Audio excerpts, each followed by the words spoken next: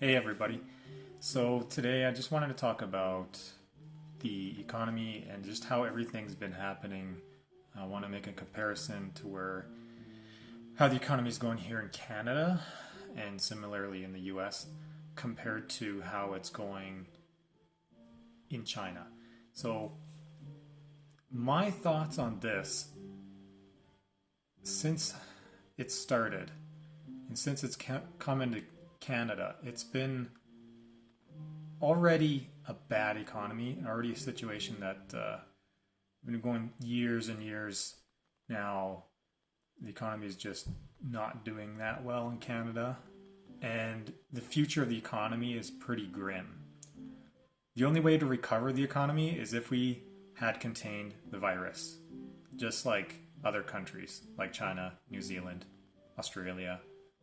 Maybe not in Australia right now, but look at how harsh Australia is. Like, they're even using the army to crush this because they don't want it to come back. They don't want the same problem.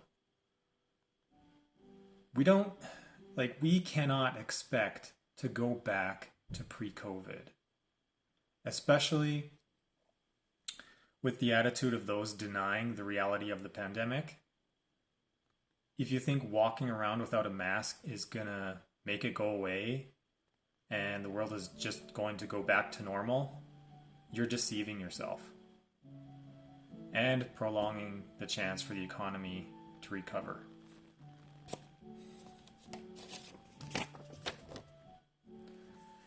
And people who have this image of a totalitarian government taking over the world, like Pompeo was talking about, scaring people, using these scare tactics as an excuse. It's just lazy thinking. China wants to do business. That's all they've been doing. There is no hint of them trying to take over the world. There's a Belt and Road initiative, but I mean, they're not going into countries and forcibly telling people, like, you gotta accept communism and all this stuff, like usually what the States does.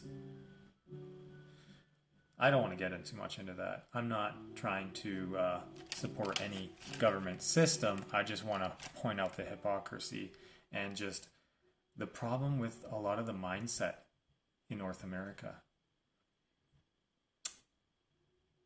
So even Trump wants to do business. He runs his country like a business, which is had some positivities at the beginning, but I mean, you shouldn't be running the country like that when you're treating your best allies not as good friends. You're treating them like enemies, just over money. Like the typical American way of doing things in rough times, from what we've seen in the past, is to go to war. There was Iraq, there was other countries, and they've all failed, and nothing good has come out of it. It's completely destroyed those countries and left it in a state where a dictator would take over. Like, they've helped nobody. Look at countries in South America, what they've done. They've intruded into their politics as well. But I digress. I don't want to get into that stuff. My point is that it's fortunate that Trump isn't one of those presidents. That's a good thing. He's pulled out of situations and he doesn't want to get into a military war. He doesn't want to cause any wars, doesn't want to spend any money on that stuff. He's pulled his armies out of a lot of countries because they don't want to do that anymore. It's not a good for business, right? But at least for that sense, he's not going to be one of those presidents that actually goes to war, even over this economic Cold War that's all going on. Excuse me. Yeah, he's not that kind of president. But he's losing allies, trust, in the way he does it, right? The way he's been dealing with Canada and now Germany with tariffs and things like that is just not good. I know it's his business way of doing things, throwing tariffs and stuff like that. Really, in the end, it is just about business, and he doesn't care about this it just doesn't seem like he cares about this rhetoric about like anti-China and stuff like that. Even though that's kind of what they're pushing right now, I could see him just flipping it around because just recently there's even a hint of that. China recently expanded the amount of flights that can come into China from the US.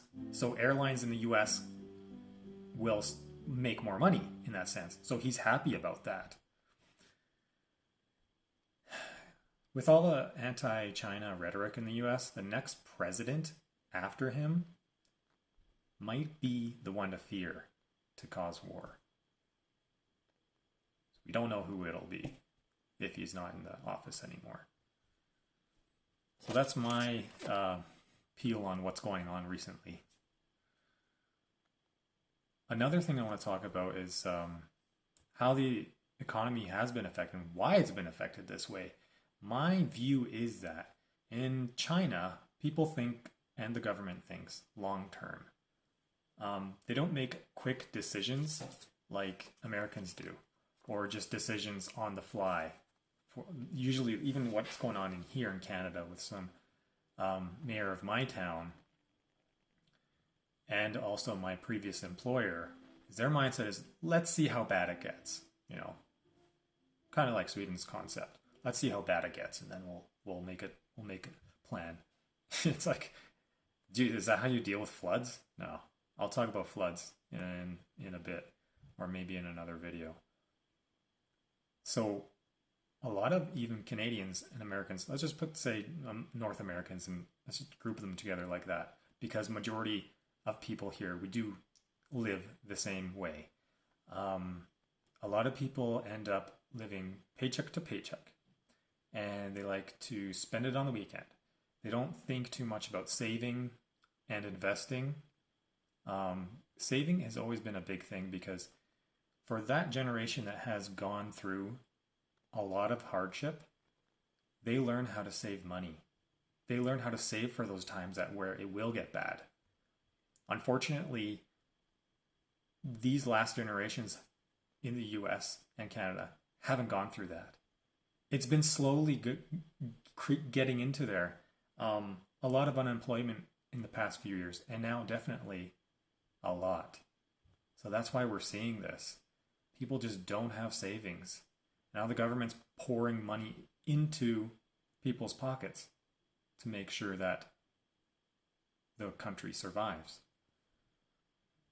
It may not be the perfect solution, but that's what they have to do. And that will create just even more debt. Yeah, so a lot of money is going into unemployment benefits and some funding coming from the government, emergency funding.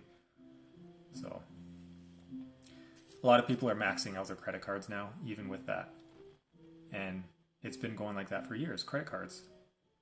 People use credit cards here. And it hasn't been a big thing in China. Just recently, people are using credit cards, but still, in majority and generations before, they've been saving. I don't know about the younger generation now. They might be coming,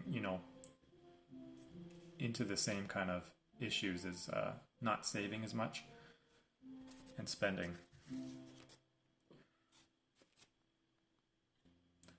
Yeah, so I can't think of what else I wanted to talk about, but those are the main things that I've observed as a Canadian and living in China and being so connected with China and learning these things, experiencing these things through the pandemic.